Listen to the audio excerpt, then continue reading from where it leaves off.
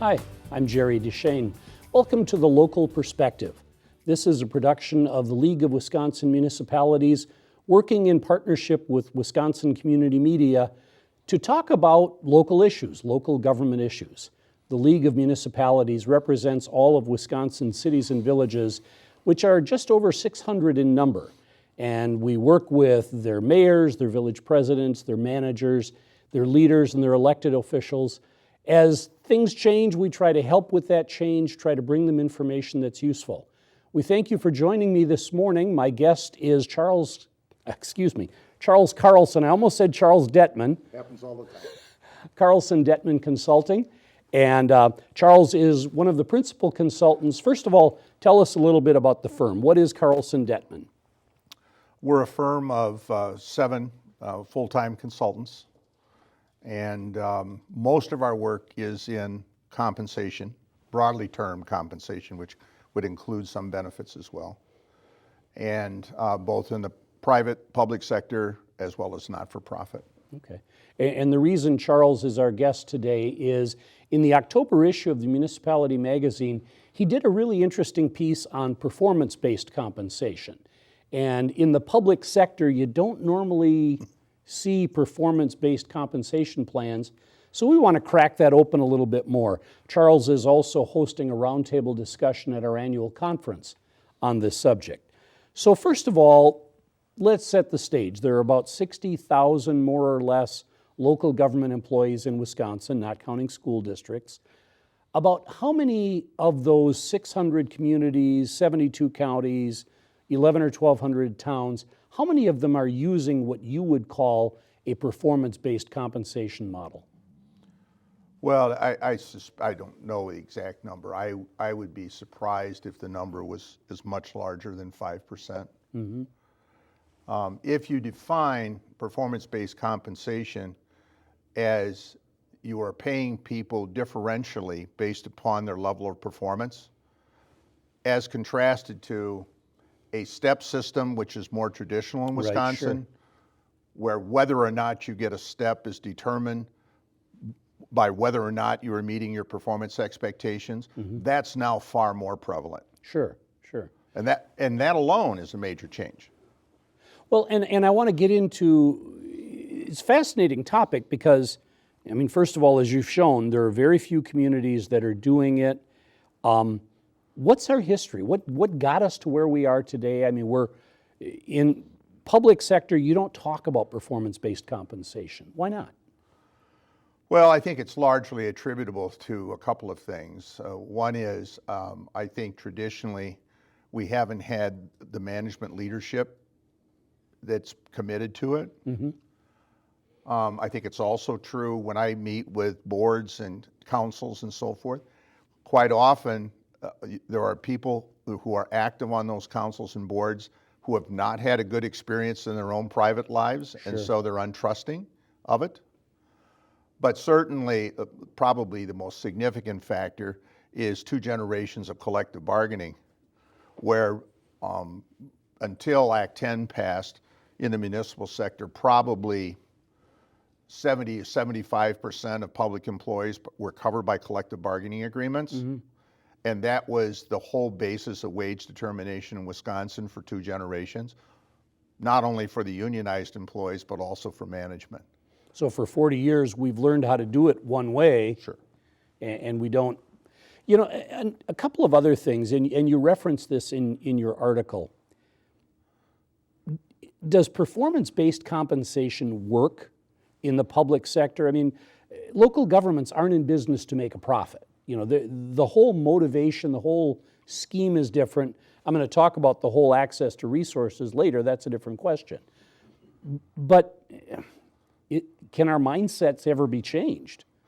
Well, I think first of all, to get it in context, the last 2 falls I've taught compensation at UW-Madison School of Business. And one of the things I'm clearly pointing out to my students is it doesn't work necessarily that well in the private sector either. Okay. So, it's hard. It's a difficult thing to do. Mm-hmm. And managers are busy. They have a lot of pressure on them. And to do this well takes a tremendous commitment which means resources. Right. It's time, and so everybody is kind of eternally looking for the correct way to measure and evaluate performance. They say that the two books in the United States that more things have been written about have been the Bible and Civil War. Probably performance management's a close third. I mean, this is just a subject matter that everybody tends to struggle with. And so I think if you get it in the context that if people say, well, the public sector doesn't do the job very well. Well, the public sector also has a major disadvantage, and that's that all pay is public. Mm-hmm. You know, and so when my private sector folks say to me, why don't you do a better job of this in the public sector? I say, well, I'll tell you what, let's put all your salaries in the newspaper and let's see how you do. And the color drains from their face. They say, they can't envision doing something like that. Mm-hmm. So when the outcome, if you base pay on performance, and that outcome is known, it makes it much more difficult. I like to separate the issues a little bit. What I see is sometimes people say, well, if we can't tie pay to performance management, therefore we're not going to do performance management, and that's the wrong answer. Mm-hmm. When we teach this subject to clients, first of all, my message to them is, listen, let's not talk about performance management. Let's call it employee development. Let's change the entire focus of what we're trying to do. So if I'm your supervisor and I'm saying, Jerry, let's sit down and talk about what's going on in your career and what can I do to help you be a better employee and a better contributor and a happy person, it's a whole different subject than if I say, let's talk about how well you did the last 6 months. Oh, yeah, yeah. It's judgmental. Now, that still has to occur. But if you can shift the emphasis as a move forward in terms of employee development, then it becomes a whole different experience. So to clients, I say, listen, I don't know whether we can link pay to performance or not, because there are some other criteria that we have to meet. We have to have enough money to do it. Mm-hmm. But we certainly need to do employee development as a regular exercise of sitting down and communicating with each other about how well everybody's doing. Part of what's happened in the public sector, and I want to be fair about this, but we also have a couple generations of supervision. The key to an effective organization is always how good the first line supervisor is. Mm-hmm. And in a lot of municipal organizations, our tendency has been to promote the most senior employee, the one who will do it, whatever it may be, and we don't equip them adequately. And I always say when I'm training folks on this, I said, listen, if you're going to be a first-line supervisor, you don't get to go deer hunting together anymore. You got to get off the bowling team. And that's very difficult. You know, particularly a lot of our folks in Wisconsin come from smaller communities. And people in many cases are related. Sure. And it's very difficult for them to do this. So until we kind of work our way through some transition, and in many cases, the problem is going to solve itself in the sense that typically when we do a compensation engagement, we measure what the age of the workforce is so we can talk to the client about succession planning. Mm-hmm. Client by client in the public sector, cities, counties, townships, about 60% of the workforce is over age 45. Sure. With an excellent retirement system, we're going to have tremendous turnover of talent over the next generation, the next 10 to 15 years. Now you use that as an explanation for the problem's going to solve itself. So will the millennials just come in and say, forget it, we don't want a step-based compensation system? It's a very interesting question. Quite often, because I've been a labor negotiator as well. I've represented municipalities in over 250 labor agreements early in my career. So you still have hair. Well, that's why I quit. So I keep my hair. I rolled out a pay plan to about 200 non-exempt employees, labor and service employees, a year ago. And the client said, we have to have a step system. We're not ready to have pay for performance. We as an organization, we just can't commit to doing that. So I explained it. So I did a step system and I rolled it out to the employees and I explained it. Somebody raised their hand towards the front row. And they said, wait a minute, why should I make the same money as somebody else who isn't working as hard as me? And so you'd rarely want to do this, but I said, all right, I'm sort of a risky guy anyway. I asked the question of the audience. I said, how many of you would be happier if we had a pay-for-performance plan? Now, these are all labor-represented folks, long tradition of collective bargaining.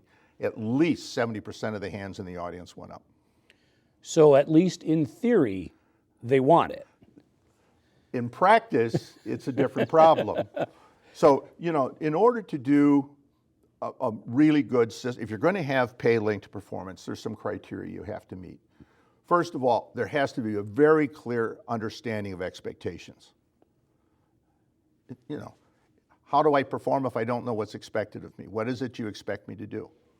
Is that your basic job description? Is that what you're At saying least for? that, and an understanding of, at least over the next period, what is it I'm supposed to emphasize and spend my, if at the end of the year we're having this conversation, what will I have done over the year for you to say to me, boy, you really did a great job? Mm-hmm. Now, sometimes it's just doing a good job. Just keep doing the same things. Secondly, there has to be accurate measurement. Third, it's got to be done consistently in the organization. Mm-hmm. And I'll return to that in a minute. And fourth, if you're going to have pay for performance, there have to be meaningful rewards related to true differences in performance. And here's a whole challenge that we're going to talk about in the public sector. We've got levy limits. We've got, I get whatever, if I'm the village of Hoo-Ha, Wisconsin, and we only had 0.2% growth in new construction, that's my budget increase. How can I tell you, hey, Charlie, we're going to pay you for doing a great job? And most communities are just really struggling with this. There has been, as a result of our culture, as a result of collective bargaining, there is an expectation in most employees that there'll be a pay increase no matter what. Mm-hmm. Now, 2008, 2009, 10, everybody understood. But trust me, that expectation has returned, okay? And a lot of organizations, city councils, who are elected with employee support, in many cases, think the fairest thing to do is what we call peanut butter compensation, which is just evenly spread across everybody. You're not talking about chunky, you're talking about... No, smooth. And then there's nothing left. Right. Or maybe $50, I'll buy you a Christmas turkey. And the health insurance premiums are going up. And the community is contributing towards that health plan at a higher level than their neighbors are getting, their taxpayers and so forth. So they're under the gun to have the employees pay more towards health insurance. So there just is a very limited amount of resources. So one of my clients, what they did is, and I was very creative, and they said, listen, it doesn't have to be money. I have a client. What else is there? Time off. Okay. They even have a provision that if you get an exceptional performance award and you'd prefer to donate it to a charity of your choice, you can do that. Wow. It may be attendance at some conference or training or tuition reimbursement for a course you want to take. Okay. So it's not always pay. One of the things I do when I teach is I usually have about 30 students. And I ask them the question at the start of the semester. They're all interviewing. They're all seniors and MBAs.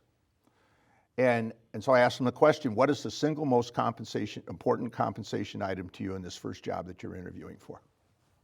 And I have them write it down. And then I make a list on the board. And then we vote, having seen the list on what's most important. What do you think number one is? Pay. Retirement. Still. Yes. Why? Because these folks are mostly going to go to work in the private sector and they know it's on them. They've got school debt, they want to buy a house, and who's going to save for retirement if not them? And they're smart and they understand the money you put away early is the most powerful money you ever put away. Sure, right. So they're well educated. Second most important. Money. Health insurance. I'll get mine right yet. It's health insurance. Yeah, I can see that. Third, balanced work life. Fourth is pay, 16%. Really? Yeah. Yeah. So Now, these are all students that are going to probably make a pretty good living. So you can say, well, that's why pay isn't, because they know they that's. take it for granted. Trust me, they're pay oriented. They've got school debt and so forth. They care about debt. They care about pay. So part of this business of linking, we always talk about linking pay to performance. So we tend to talk about linking total rewards to performance. Okay. Let's broaden the subject matter. What's most important? You want to pay people in the currency that's most important to them. In many cases, it isn't pay. I'm not saying people don't care about what they make. They care about fair pay. But there are other things that may be equally important. And the one thing in the municipal sector that we've always marketed is security. Yeah. And doing meaningful work. That's who we tend to attract. Along that line, in your article in the Municipality magazine for October, you talk about engagement. And we've seen a lot of this. Gallup writes about it all the time. And you use the figure of 30%, that only 30% of our employees are engaged. I presume that means the other 70% aren't sleeping at their desks. Right. They punch in, they do their thing, they go home. Right. Does performance compensation address that in any way, or is that another issue? It really is another issue.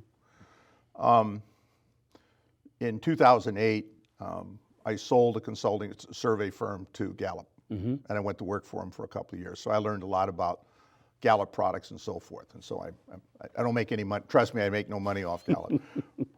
But one of the things Gallup has done has now made their engagement survey, the Q12, which is, as far as I'm concerned, the best in the world, available on a regular basis. So I can walk into a city, and we do, and I can do a full engagement survey for about $15 per employee. It's pure pass-through on cost.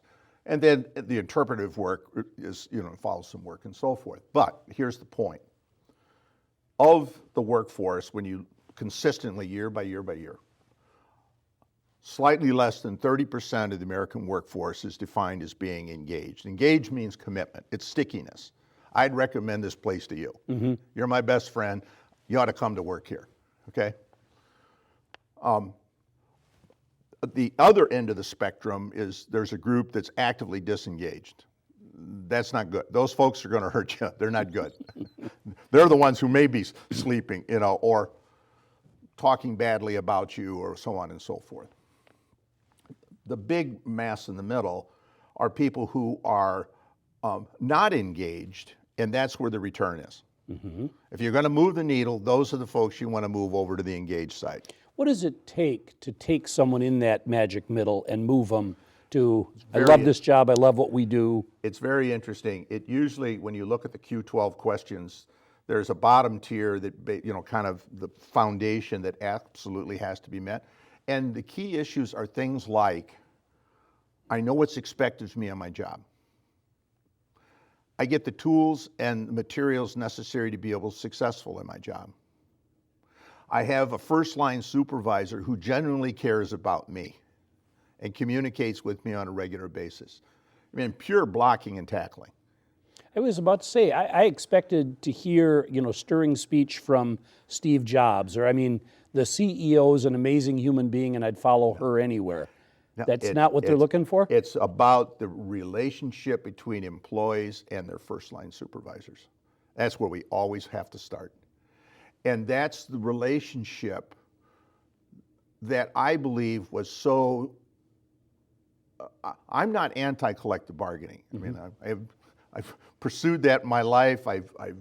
It has a definite place. But the problem is that first-line supervisors stopped being first-line supervisors. Because they were contract enforcers, They were contract enforcers. And quite often not supported in contract enforcement, because they'd make a decision and then they'd get overridden. And they'd say, well, I'm not going to make that decision again. I remember some of those meetings when I worked for the state as a supervisor. Well, yeah,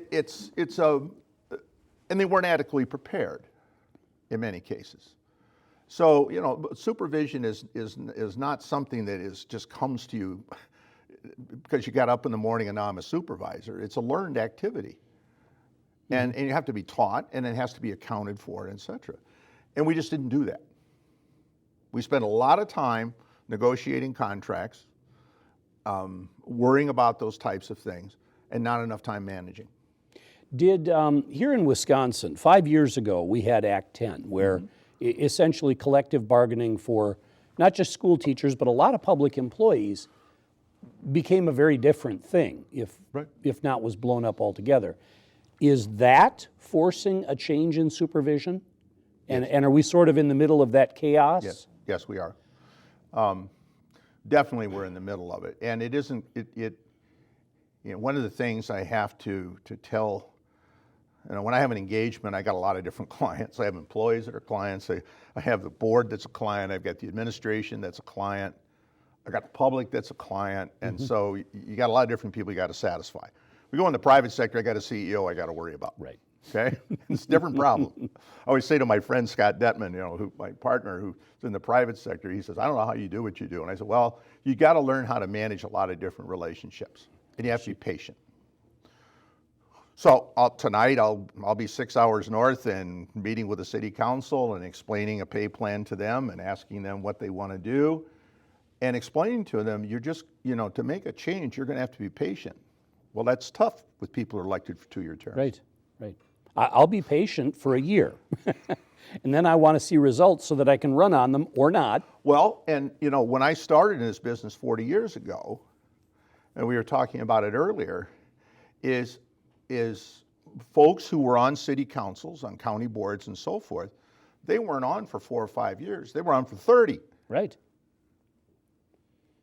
And they had long-term perspective. We have a few of those. A few, but not a lot. I mean, I have a mayor, one say I think he was mayor for 40 years.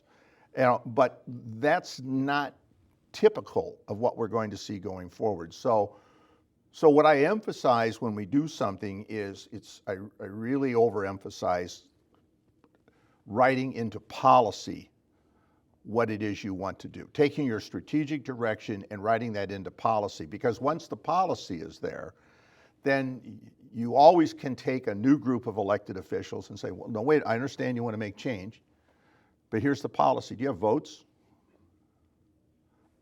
Yeah. Very simply, you know? Well, no. So then you get some consistency over time, And we have to create enough consistency so administrators feel secure enough. Sure.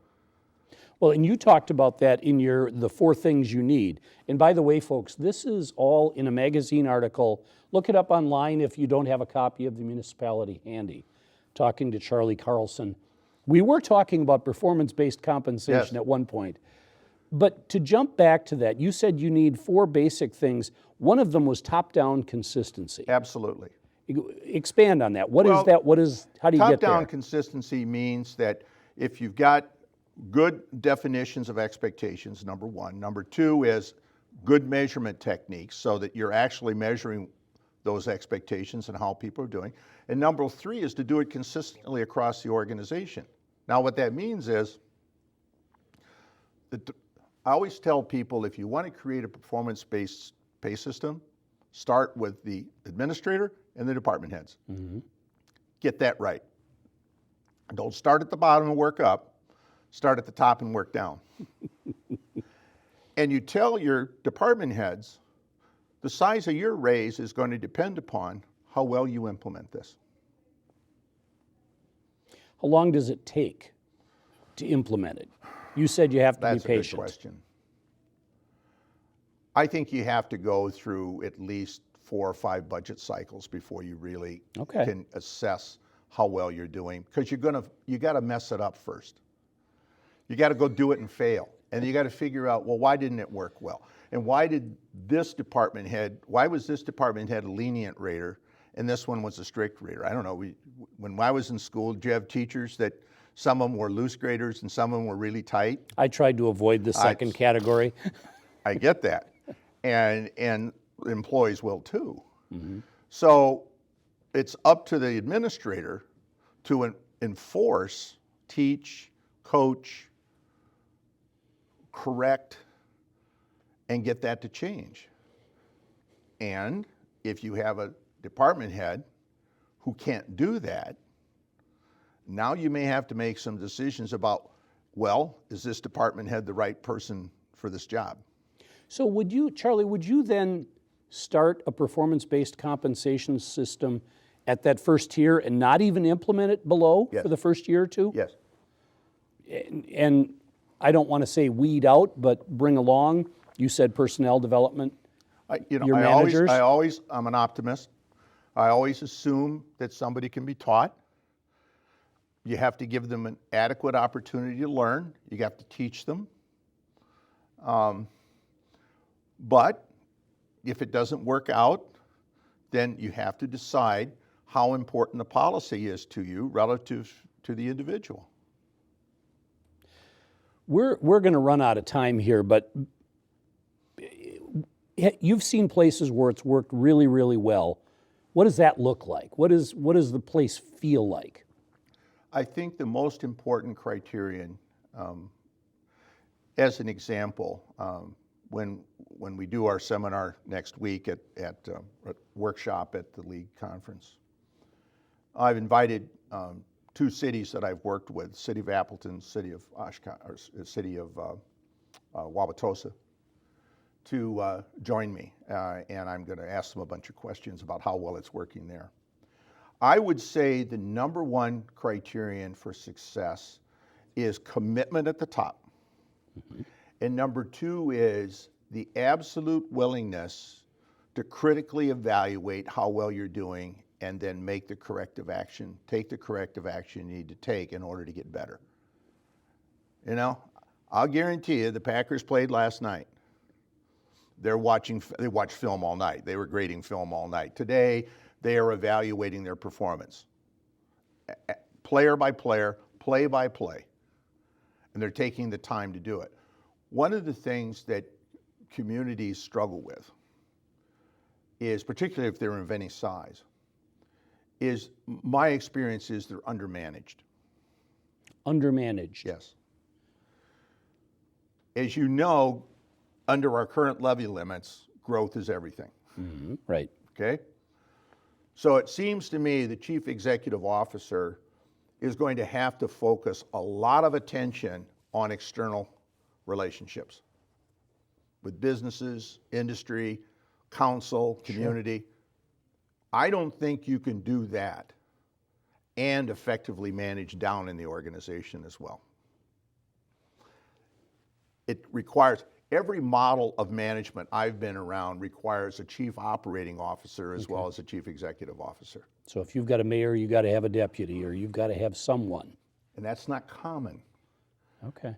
It's not common in Wisconsin. It is in other states, but it's not common in Wisconsin. We tend to, my experience is, in Wisconsin, we tend to undermanage and underpay at the management level. And I don't want to leave it on that note, Charlie, but we're almost out of time. Real quick, if a community is looking at this, the mayor, the village president wants to do something different, what's the one thing you think they need to have first? A very clear understanding of what they can succeed at.